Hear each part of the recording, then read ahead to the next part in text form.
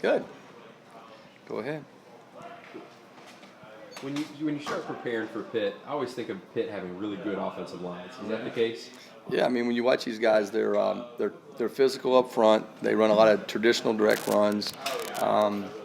They do a good job of getting movement at the point of attack on double teams. They're physical, they're tough, they're aggressive. So, we saw the tape. We understand it's going to be a challenge, so we've got to be ready to play. We've talked several times about Devontae's improvement and getting lineman of the week or whatever. I mean, it's really been 3 solid weeks in a row. Yeah, I mean, it takes some time sometimes when, like I said before, I think anytime people lose sight of the value you have when you can train with other people around you and you have a structure and you have a program. And I think our strength coach does a great job with those guys and what they do. And I think it's kind of paying off now for him. And I continue to see him continue to get better and develop and grow. It wasn't your best game, I assume, when you went back and looked on the film. What do you kind of take, or how do you go through a game like that when you've played so well and you don't have your best game? Well, I think it goes to show you there's a small line between playing really, really good and giving up some plays you don't want to give up. First of all, your eyes have got to be in the right spot. And if your eyes are in the right spot, you generally don't have guys running free down the middle of the field. So if you take care of that, you'd alleviate quite a few plays. Next thing is just leveraging the ball and making sure you take good angles and tackling. Outside of that, I think they had some good players that can make some plays in space. But, there's a fine line between being really, really good like we were against Syracuse and Boston College and, some of those other teams and not playing maybe the way you want to play. I think it's a good lesson for your players. The most important thing is we won the game. We found a way to win it. And, we always work to get better every week.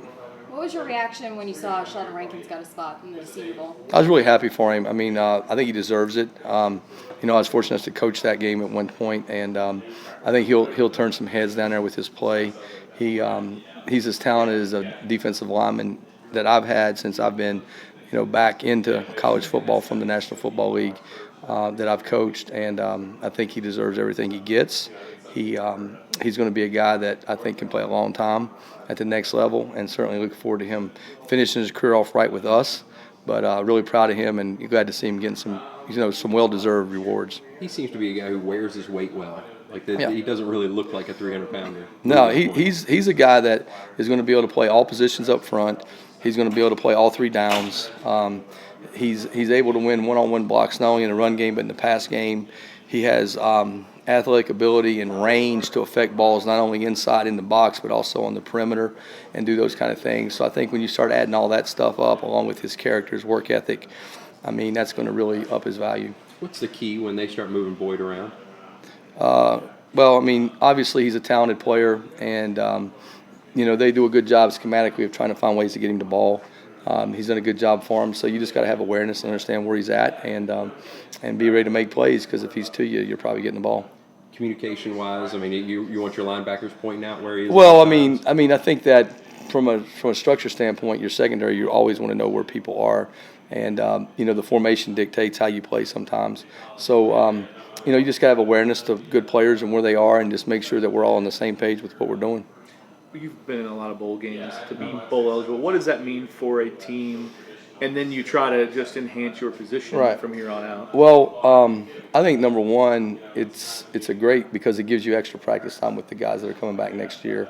So it allows you to evaluate guys and see maybe where you want to play guys. Best example I can give is I remember that when Jarvis Jones came to Georgia and he was redshirted, we were going to say we were going to play him inside or outside backer. That was the big decision. So we used to scrimmage those guys kind of like we do here. So it took about 2 series to realize we were going to play him outside, so that part of it was over with. So, it allows you to do that. Right. So it allows you to evaluate your players. It allows you to practice the young guys.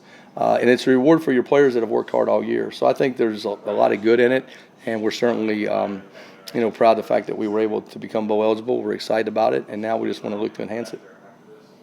Can Peterman hurt you downfield? Does he have that kind of ability? Yeah. I think that when you look at those guys, they've got some guys that can make some plays on the ball. The last couple games they've made some plays. So, not only can they run it, but they can stretch the field. So we've got to be able to play both. Okay. All right. Y'all take care. See you. Great. Yep. See y'all.